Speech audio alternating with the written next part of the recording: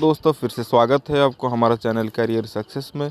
मैं सत्यजीत स्वाई। आज हम डिस्कशन करेंगे chapter number 2 basic accounting term के बारे में।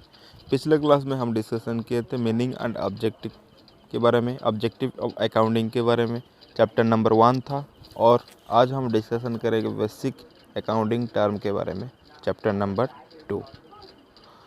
तो देखिए, पहले हम जब अकाउंटिंग के अंदर आते हैं कि अकाउंटिंग की प्रॉब्लम हो या फिर अकाउंटिंग जब हम पढ़ाई करते हैं तो डिफरेंस टाइप का वर्ड हमारा सामने आता है, तो उनका मीनिंग हमको जानना पहले चाहिए।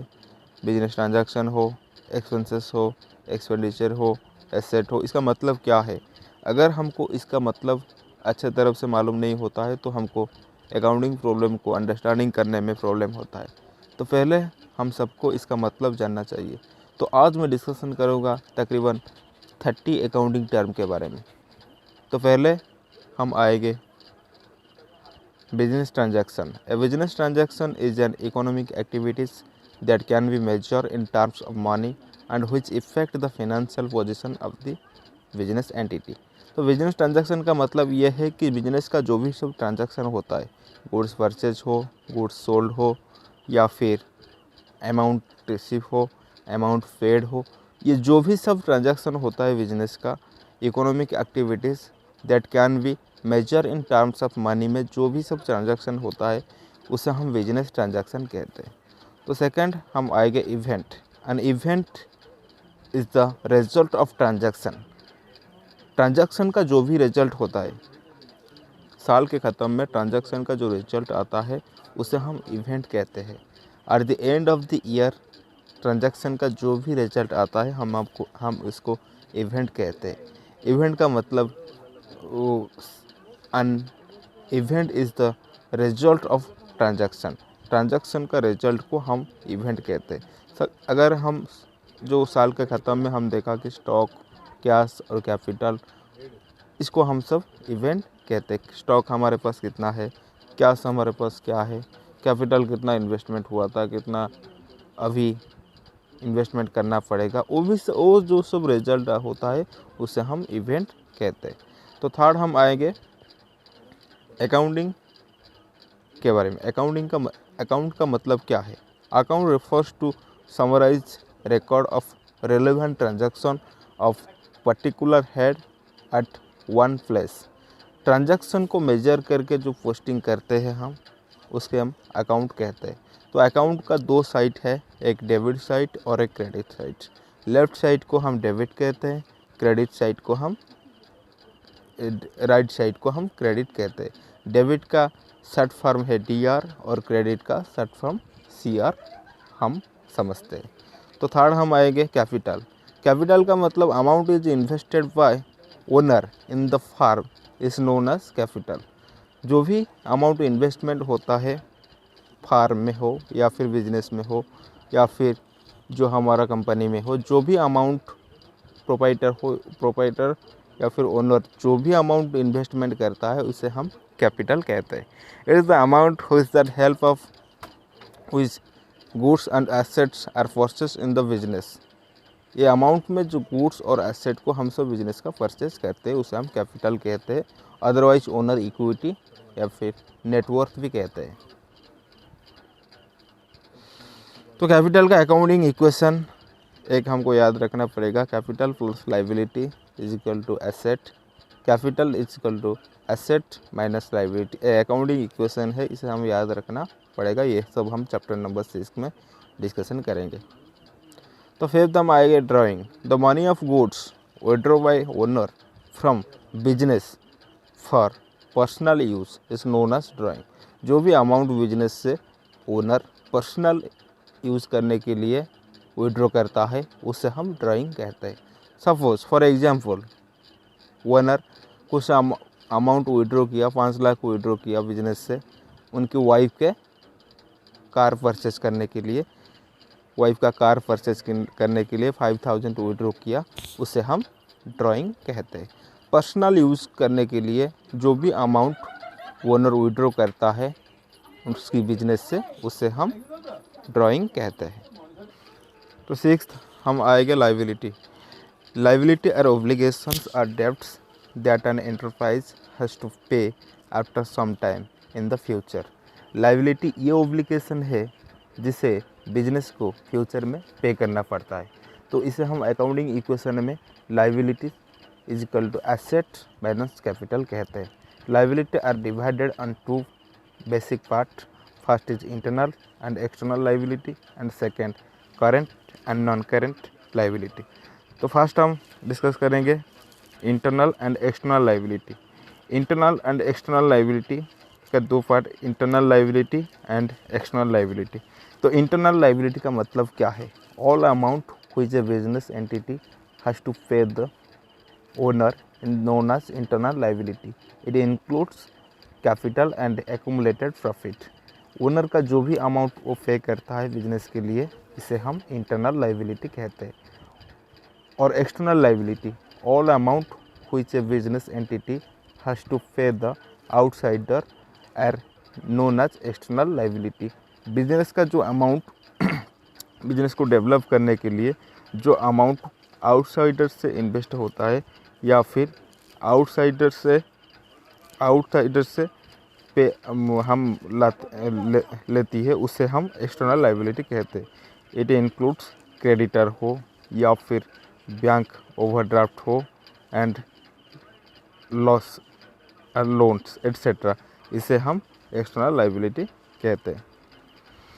तो second, current and non current liability.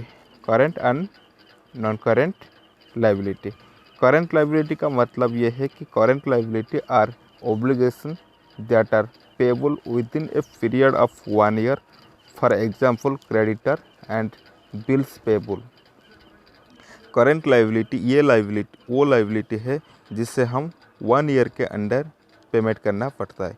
For example creditor हो या फिर बिल्स पेबल हो। करंट लाइबिलिटी का मतलब ये है कि obligation that are payable within a period of 1 year.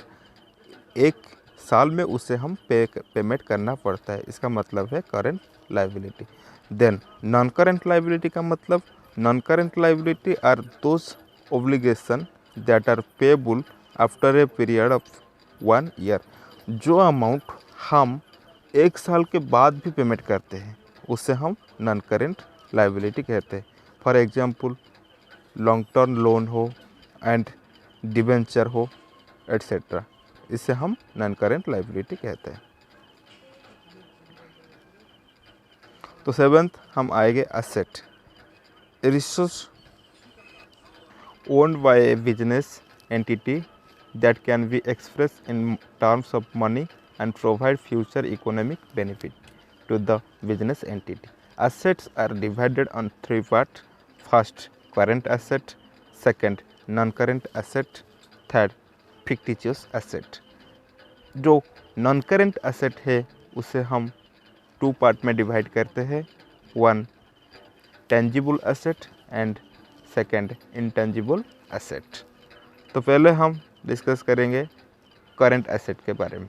Current assets are those asset which are held for short period and can be converted in cash within 1 year.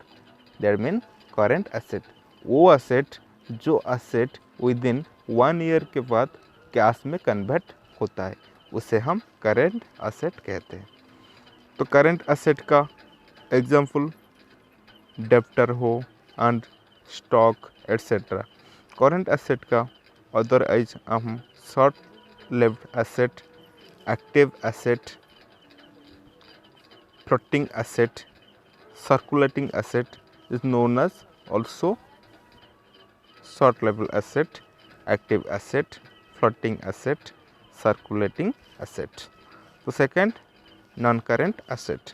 Non-current assets are those assets which are held for long period and used for business operation.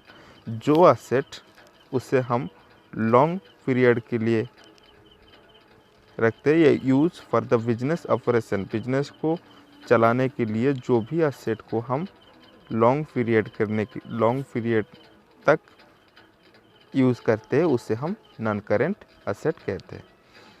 उसमें 2 भाग में divide किया हुआ है। एक tangible asset और 2 intangible asset. Tangible asset, tangible assets are those assets which have physically existence and can be seen and touched। tangible asset वो asset है जो asset को हम देख पाएंगे और टच भी कर पाएंगे, उससे हम tangible asset कहते हैं। ठीक है, tangible asset का एग्जांपल बिल्डिंग हो या फिर लैंड हो या फिर ऑफिस फर्नीचर हो, उसे हम टेंजिबल एसेट कहते हैं। टेंजिबल एसेट जो एसेट को हम देख पाएंगे और उससे टच भी कर पाएंगे, उससे हम टेंजिबल एसेट कहते हैं। Intangible assets are those asset which have not physically existence and can be failed by operation. Intangible asset वो एसेट है जिसे हम नहीं देख पाएंगे, टच भी नहीं कर पाएंगे, सिर्फ हम उसे फील कर पाएंगे। फॉर एग्जांपल गुडविल हो या फिर कॉपीराइट हो, उसे हम इंटेंजिबल एसेट कहते हैं। तो third, fictitious asset, those are the asset which can be released in case of no further benefit can be derived from those asset. Fictitious asset ये एसेट है जिस एसेट में हम सिर्फ एक ही बार में इन्वेस्टमेंट करेंगे, इसे हम further those assets which can not be released in case of no future benefit can be derived from those assets. For example advertising, इसका मतलब benefit can be derived from, उससे हम बेनिफिट मिलेगा। Can not be released in cash, उसे हम cash में और convert नहीं कर पाएंगे, लेकिन उससे हम ईयर टू ईयर बेनिफिट मिलेगा। Benefit can be derived from no further. For example advertise expenses, advertise में जो भी एक्सपेंसेस है इसे हम फिक्टिशियस एसेट कहते हैं। एक ही टाइम में हमारा सारा इन्वेस्टमेंट होता है एडवर्टाइज के लिए, लेकिन उससे हम फ्यूचर बेनिफिट मिलता है, लेकिन वो अमाउंट हमें फर्दर कैश में कन्वर्ट नहीं होता है, इससे हम फिक्टिशियस एसेट कहते हैं। तो 8th में हम डिस्कशन करेंगे रिसिप्ट। रिसिप्ट का 2 साइड है, एक है revenue receipt, second capital receipt. Revenue receipt वो रिसिप्ट जो हम रिकरिंग इन नेचर है। Recurring nature small amount commission receive हो या फिर रेंट रिसीव हो, वो सब हम ईयर में 2-3 बार हम स्मॉल अमाउंट में कलेक्ट करते हैं, उसे हम रेवेन्यू रिसिप्ट कहते हैं। Revenue receipt are small amount recurring in nature, it can be collect in year to year. ये ईयर में वो कलेक्ट होता है, वो ईयर में बहुत बार कलेक्ट, रेंट हो या फिर कमीशन रिसीव हो, वो कलेक्ट होता है रेवेन्यू रिसिप्ट। और कैपिटल रिसिप्ट क्या है? Non recurring in nature, big amount bank loan हो या फिर सेल ऑफ फिक्स्ड एसेट हो, वो जो सब अमाउंट होता है वो अमाउंट को हम क्या रिसिप्ट करने के लिए थोड़ा टाइम लगता है, 2-3 ईयर हो या फिर हो 3-4 साल हो, इसे हम कैपिटल रिसिप्ट कहते हैं। बिग अमाउंट है और नॉन रिकरिंग इन नेचर है। तो एक्सपेंडिचर, स्पेंडिंग मनी और incurring liability for acquiring assets, goods और सर्विसेज इज कॉल्ड एक्सपेंडिचर। जो भी अमाउंट हम स्पेंड करते हैं acquiring assets and goods is called expenditure. Expenditure को हम 3 पार्ट में डिवाइड किया। एक है रेवेन्यू एक्सपेंडिचर, दूसरा है कैपिटल एक्सपेंडिचर, तीसरा है डिफर्ड रेवेन्यू एक्सपेंडिचर। तो फर्स्ट हम डिस्कस करेंगे revenue expenditure. It is the amount spent to purchase goods and services that are used during an accounting period is called revenue expenditure. जो amount हम spend करते हैं goods और service के लिए इसे हम रेवेन्यू एक्सपेंडिचर कहते हैं। ड्यूरिंग एक साल में अकाउंटिंग के पीरियड के अंदर में जो भी अमाउंट हम स्पेंड करते हैं गुड्स और सर्विस के लिए इसे हम रेवेन्यू एक्सपेंडिचर कहते हैं। फॉर एग्जांपल रेंट पेड हो, सैलरी हो, वेजेस हो, एट्सेट्रा। तो सेकंड हम आएंगे capital expenditure. If benefit of expenditure is received for more than 1 year is called capital expenditure. Capital expenditure वो है जो भी हम एक्सपेंडिचर खर्च करते हैं मोर देन 1 ईयर, 1 ईयर से ज़्यादा हम उससे बेनिफिट लेते हैं, उससे हम कैपिटल एक्सपेंडिचर कहते हैं। Example purchase of machinery, machinery में हम उससे 1 ईयर से भी ज़्यादा बेनिफिट लेते हैं, उसे हम कैपिटल एक्सपेंडिचर कहते हैं। तो सी deferred revenue expenditure. There are certain expenditure which are revenue in nature but benefit of which is derived over number of year. Huge advertisement expenditure. जो अमाउंट एडवर्टाइज में खर्चा होता है, जो भी अमाउंट हम एडवर्टाइज में खर्च करते हैं revenue in nature but benefit of which is derived over number of year, लेकिन इससे हम ईयर टू ईयर बेनिफिट पाते हैं। एडवर्टाइज के लिए ह्यूज अमाउंट, इसका एग्जांपल है ह्यूज एडवर्टाइजमेंट एक्सपेंडिचर। जो भी अमाउंट हम एडवर्टाइज में इन्वेस्टमेंट करते हैं उससे हम ईयर टू ईयर बेनिफिट पाते हैं, उसे हम डेफर्ड रेवेन्यू एक्सपेंडिचर कहते हैं। Expenses. Expenses is the cost incurred in producing and selling the goods and service। वो खर्चे जो हम goods and service को बनाने और सेलिंग करने में जो भी खर्चा होता है उससे हम एक्सपेंसेस कहते हैं। It includes cost of goods sold, amount paid for rent, commission, salary, advertisement, depreciation of fix assets. तो 11th हम आएंगे इनकम। इनकम का मतलब क्या है? Sale of goods, cost of goods sold. Income revenue minus expenses.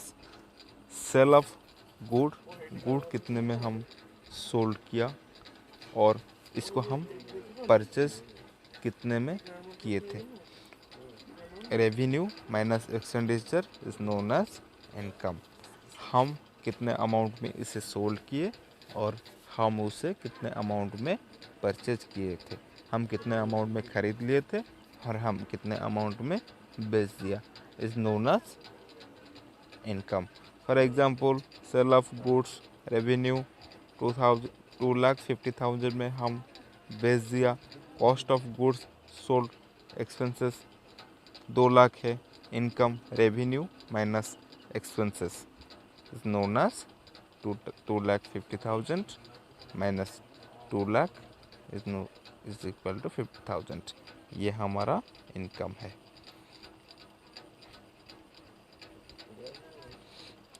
तो profit और gain, it is the excess of total revenue over total expenses of a business enterprise of accounting period. एक accounting के period में total revenue और total expenses जो भी होता है उसे हम प्रॉफिट कहते हैं। अकाउंटिंग के साल में हमारा जो अमाउंट कलेक्शन होता है, जो अमाउंट हम रिसीव करते हैं या फिर जो हमारा रेवेन्यू अमाउंट है और उससे हम खर्चे से जब माइनस करते हैं जो भी अमाउंट बचता है उससे हम प्रॉफिट कहते हैं। इस गेन का मतलब क्या है? गेन का मतलब a non recurring profit for events such as sales of fixed asset is called gain। Fix asset को हम सेल करने में जो भी हम अमाउंट जो भी हम रिसीव करते हैं उसे हम गेन कहते हैं। तो 14 लॉस। लॉस हमारा दो तरह के है। First total expenses minus total revenue. Total expenses total revenue loss is equal to 2,50,000 minus 2,00,000 is equal to 50,000। तो ये हमारा एक तरह लॉस है। और second loss by fire. Fire में जो लॉस होता है, लॉस बाय थेफ्ट में जो लॉस होता है, या फिर एक्सीडेंट एक्सेट्रा, ये जो सब लॉस होता है उसे भी हम लॉस कहते हैं। यहाँ पे हमारा जो लॉस होता है एक्सपेंसेस और रेवेन्यू, हमारा इतना अमाउंट खर्चा हुआ था प्रोडक्ट बनाने के लिए, 2,50,000 हमारा खर्च हुआ था और हमें 2,00,000 अमाउंट मिला, तो इसे हम लॉस कहते हैं। 50,000 का लॉस हुआ यहाँ पे। और सेकंड लॉस ये है कि लॉस बाय फायर, या फिर हमारा आग लग गया बिजनेस में, फैक्ट्री में, या फिर आग लग गया, इसे भी हम लॉस कहते हैं। लॉस बाय थेफ्ट, कुछ अमाउंट या फिर कंटेनर आ रहा था हमारा, दिल्ली से बम्बे तक कंटेनर आ रहा था, इस कंटेनर से कुछ कंटेनर चोरी हो गया, उसे भी हम एक तरह लॉस कहते हैं। एक्सीडेंट में हमारा कुछ प्रोडक्ट खो गया या फिर प्रोडक्ट कुछ पता नहीं चला, उसे भी हम लॉस कहते हैं। लॉस दो तरह की होता है। तो 15 में हम आगे goods, the product in which the business deal in the items that are purchase for purpose of resale and not for use in the business are called goods. The products in which the business deal in the items that are purchased for purpose of resale and not for use in the business are called goods. और आप T shirt and jeans में deal करते हैं, तो business जिस चीज में deal करता है उसे हम गुड्स कहते हैं।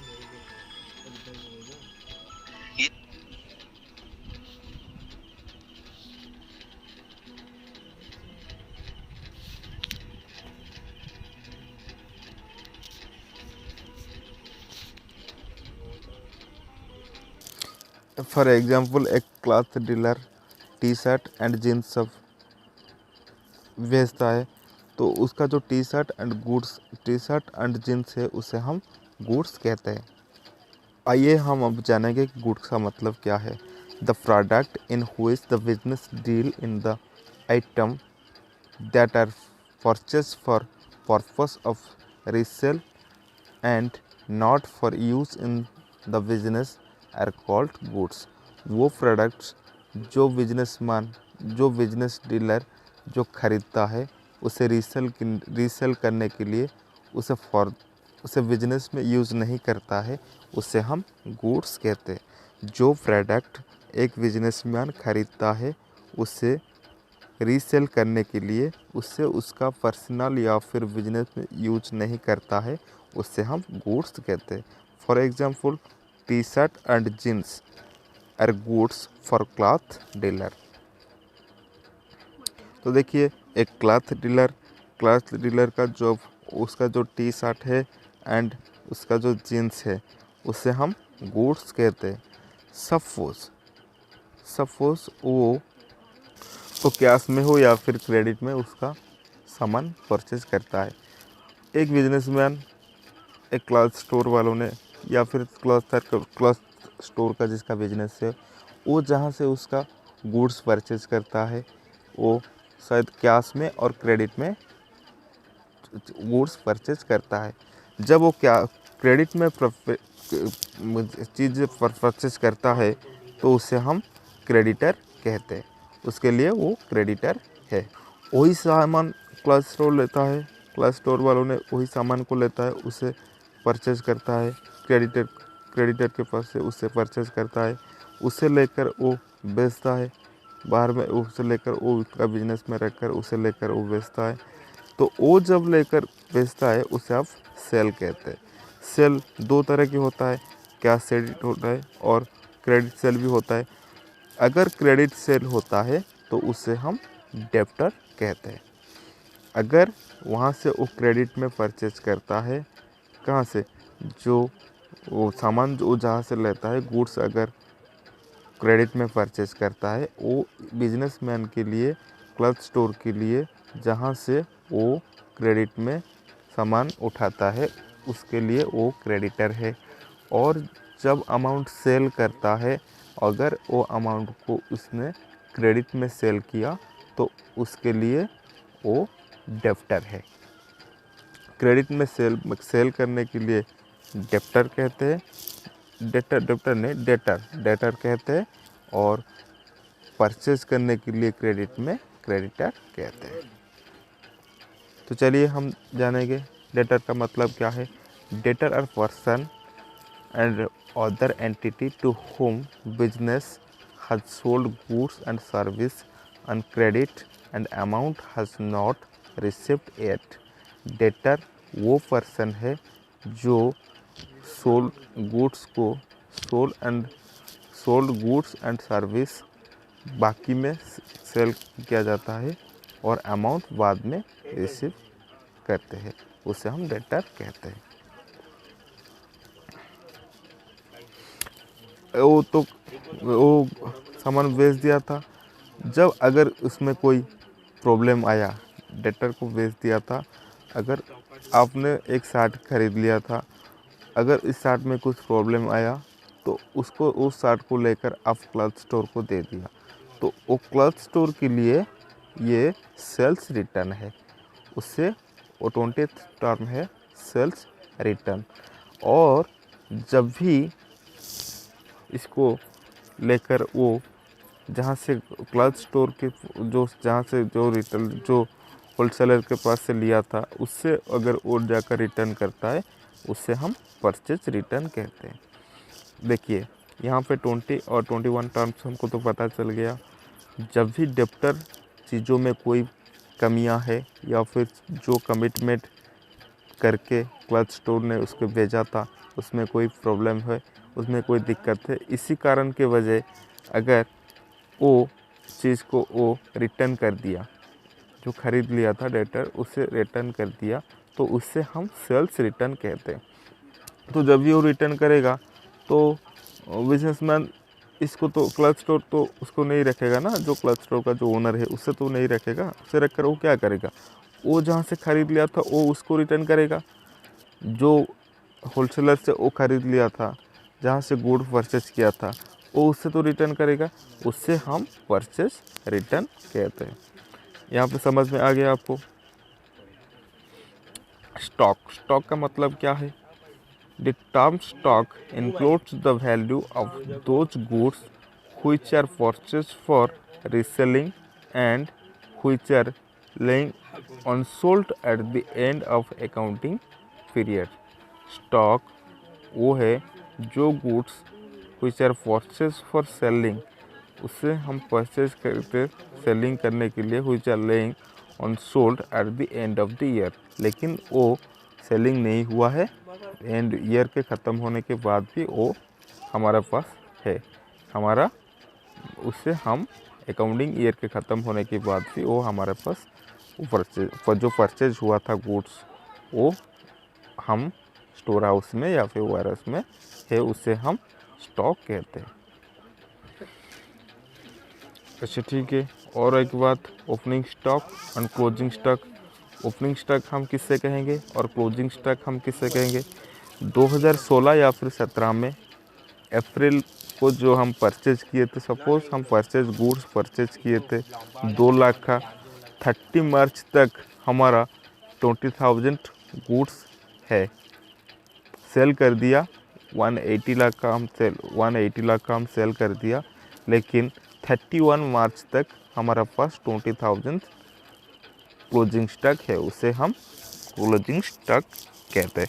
जो भी हमारा ईयर ऑफ अकाउंटिंग ईयर ख़त्म होने के बाद जो भी गुड्स हमारे पास है, उससे हम अकाउंटिंग ईयर ख़त्म होने के बाद जो भी हमारे पास अवेलेबल होता है, जो गुड्स हमारे पास अवेलेबल होता है, उससे हम क्लोजिंग स्टॉक कहते हैं। और क्लोजिंग स्टॉक हो गया तो ओपनिंग स्टॉक तो हो गया, और क्लोजिंग स्टॉक हम किसे कहते हैं? ओपनिंग स्टॉक जहाँ से ख़त्म होने के बाद ओपनिंग स्टॉक, क्लोजिंग स्टॉक के बाद क्लोजिंग स्टॉक से लेकर हम जो वो स्टॉक स्टार्ट करते हैं उसे हम ओपनिंग स्टॉक कहते हैं। इन्वेंटरी, मैन्युफैक्चर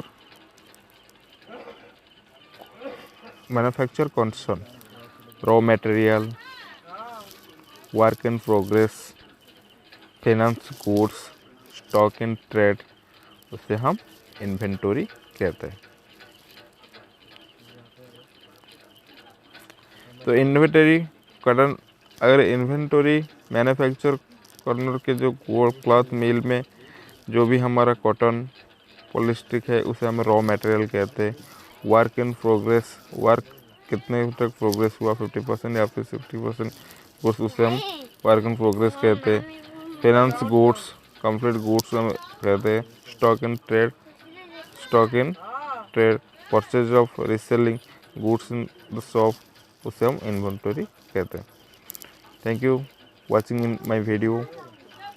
और नया वीडियो करने के लिए हमें थोड़ा कमेंट और लाइक भी दीजिए हमारे चैनल में, और हमारे चैनल को सब्सक्राइब भी कीजिए।